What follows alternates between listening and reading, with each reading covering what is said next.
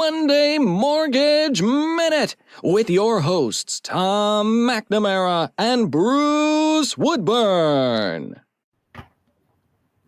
Brucey, how we doing? I'm doing great, man. Doing great. Happy Monday. Great weekend, great football game. But we got a lot to talk about. That if you are looking at buying, refinancing, or if you are a real estate agent, I just want to talk to you a little bit about what interest rates are doing, what the Fed is likely to do here in the future, and when that is likely to happen. So Awesome. First of all, I hope you enjoyed your weekend. Were you able to stay up for the Super Bowl? I stayed up, watched the whole thing, had a bunch of people over, a lot of food. Oh my gosh, way too much food. I probably have leftovers for a week. I bet you do. Well, I tell you what, I had stayed up. I was watching the overtime, and the 49ers scored, and they were up. And I don't know, I put the CPAP on, and the next thing you know, I'm out. And I wake up, and I'm like, oh, what happened? I missed it. I can't believe I missed it. My wife's like, well, the Chiefs won. And I'm like, I can't believe I fell asleep during that. So anyway, Taylor Swift's boyfriend again. Yes, she did. The Dynasty. That's right. That's right. The Dynasty. So hey, so what do we have? What do we have in store today? I know we were. So here's the thing. I think we all need to be very, very aware of what the market and what Jerome has said he's going to do, what he actually. So we see that he's quick to react, saying that this is happening, but then he turns around and reverses it, 4 to 5, 7 days later. So we have to look at what exactly would we expect is going to happen. So we do expect that interest rates are getting cut by the Fed rate because they're going to get pressure from the European central banks. So I think that's going to happen. I just don't think it's going to happen anytime soon.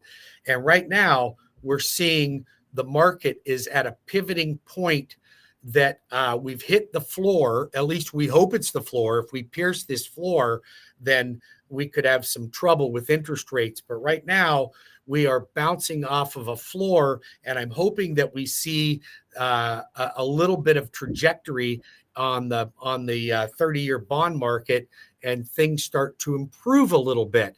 So if you don't mind, I've got a chart here. I wanted to show you some interesting patterns.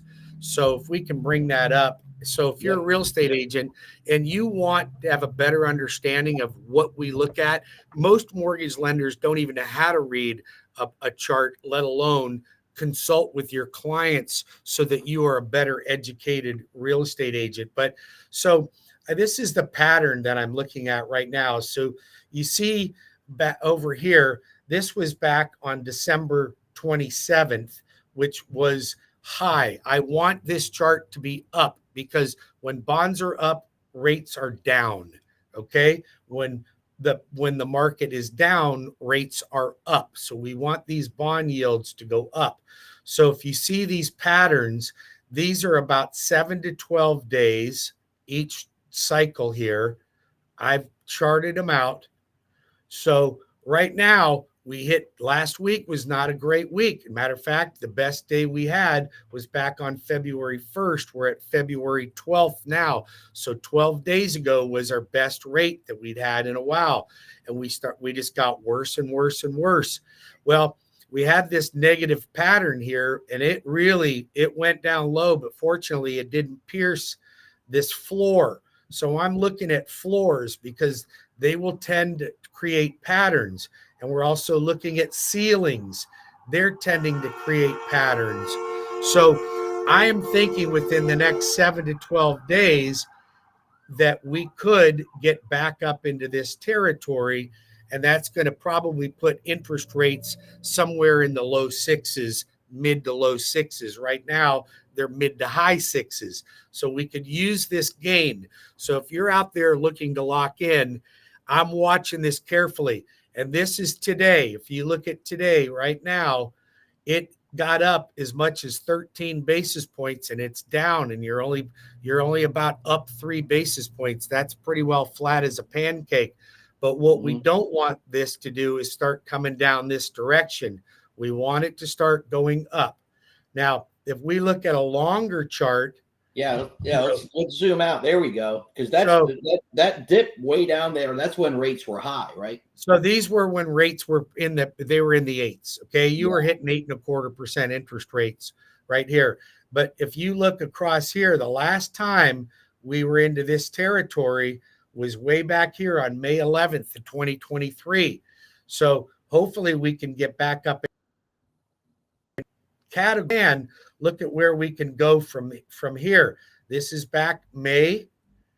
We had some ups and downs, but then if we could get back into a pattern where we're piercing this, we are doing really well, because now we can start getting into some positive territory. I don't think that we have much of a chance on getting any higher than about this right now until there's a Fed cut. I think this is about the best we can look for, but then that's still attractive. What we don't want is to get back down into this territory here. Gotcha. Well, that's great, man. Whoa, look at that. Look, that must have been when rates were super cheap back there, huh? Well, we go back up here. Yeah, you see, well, we're back into September of 2021. This is when your rates were 3.5%. Right? Look at that. Right. Look at that spike we had. This was just all really good territory right here. But that's not going to be seen again. You're not going to see that. I don't think we'll ever see that again. No. Times again. What we can expect is maybe even in this territory right here, or a yield of 1.6 to 1.8. That would be really positive. Then we could be in possibly the high fives at that point. And I think that's going to be really, really healthy for us. But right now, that feels healthy, right? I mean, yeah, absolutely. So that's what you get when you work with me. You will get an education. Now, is that ever a guarantee that I know what's going to happen? Of course it's not. I don't know whether it's going to go up or down any more than anybody else does. However, I can watch patterns and I can consult my realtors and my clients as to what we think we can do. And then, of course, it's up to them as to whether they want to take the risk of it or not. But at least I will give you the information that's available. That's awesome. Thanks very much. Every time we talk, I learn something new. So that's right. That's really and you'll see that I keep track of what events are happening in the news. So today, there's watch on the S&P. Trades are flat, and there's no significant news coming up. All right, we're watching the consumer price index right here. Mortgage bonds are a little bit higher right now. We want to see it reach up into these higher territories. But right now, that's kind of the news for today. Sounds good, man. Sounds good. Well, I continue to see a lot of people coming into the buyer side of the market. And one of the things that I see happening is a lot of people are looking at condos. I have a lot of buyers these days wanting to look at condos because it's affordable, right? Or it appears to be affordable. Have you seen anything about Fannie and Freddie becoming more friendly to condo financing? I think they're unfriendly to it, but here's my point. I won't tell you whether I think they're friendly or unfriendly, because when we had that collapse of the condo back in 2021 in Miami, and we lost 98 souls were lost in that condominium. Fannie Mae got together with the federal government and decided that they were going to implement an addendum to the condo questionnaire. And that addendum, I think it's 1076, if I'm not mistaken. I don't quote me on that, but I think it's addendum 1076. that the condominium has to state that they have no knowledge of any structural defects, or they have to have a structural engineer every single condominium in the entire complex. Now, that would be extremely costly, but I have a feeling that things like that are going to be required for them to get insurance. Just like you got to have a roof on your house that's less than 15 years old. They're going to make these condominiums do these structural integrity inspections, which I know that engineers are not cheap to deal with. And if you have to evaluate, if you had 400 units in your complex, can you imagine what the cost of that would be? But now all the condominium association has to do, or their management company has to state that there's no knowledge of any structural defects. If they state that, then we can move on. But so Bruce, did you know that there's now this is only Florida, right? But did you know that there's a Florida law now that all condominium buildings with over 3 floors have to get inspected, have an engineering inspection? I don't know that they go through every unit, but they're looking at the building structure itself. They have to do it when the building becomes 30 years old, and it has to renew every 10 years. They have to get this same engineering study done to make sure the building is sound, and they have to, anything that comes up in there has to be fixed. Yeah. Were you aware of that? Yes, I am well aware of that. Unfortunately, in our area here, we don't have a lot of high rises. In my Tampa market, we have a lot more of them.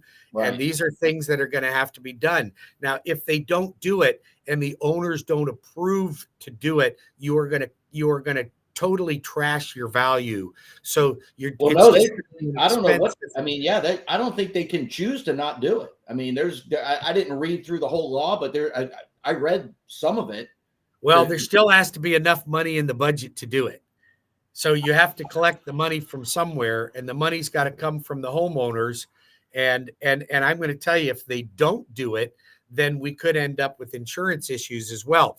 So hence my reason that I heed warning when people are buying a condominium, because with insurance costs going up, your insurance goes up. What do you think about the master insurance policy for the complex? That's going through the roof. Now we have these structural integrity issues that could cause assessments to the homeowners, and those assessments could be very costly. God knows what it would take to do a 30-story condominium complex, and how much the engineering report would be on that. I'll tell you what, I have one. I don't have it in front of me right now, but I'm selling a condo over on in Daytona Beach Shores, and I had to get the engineering report from the condominium complex, and I want to say it was about $2 million for the study and then the repairs that they had to do. Right. Fortunately, there's like 400 units, so it's not as costly per unit as it would be if it. And I don't even know how they perform it, because they have to determine that the rebar in the concrete is still, structurally has its structural integrity. And I don't know, what do you have to do? Open up different parts of the wall and then patch it back up? I mean, maybe that might very well be what they have to do. They might have ways to look inside the concrete with X-ray machines, kind of like an MRI, right? Yeah.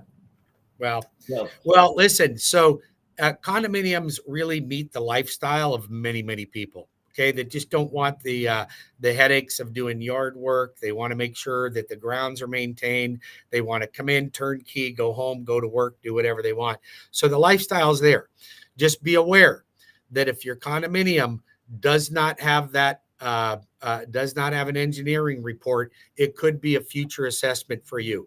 And be aware that insurance policies change, and these insurance companies are going to continue to go up when it comes to insurance on master policies. So just be aware that you can't always control it. Where if you're in a single family residence, can your insurance go up there? Well, of course it can. But if you're homesteaded, your taxes can't go up, and your insurance can go up, but it's going to go up everywhere. Right? Yeah. You have a little bit more control over a single family residence. Bruce, we're bumping up against 15 minutes, man. We've got to both. We got to go. Hey, great talking to you. If you have questions, we're in all 50 states. My contact information is attached. Feel free to reach out to me anytime. Adios.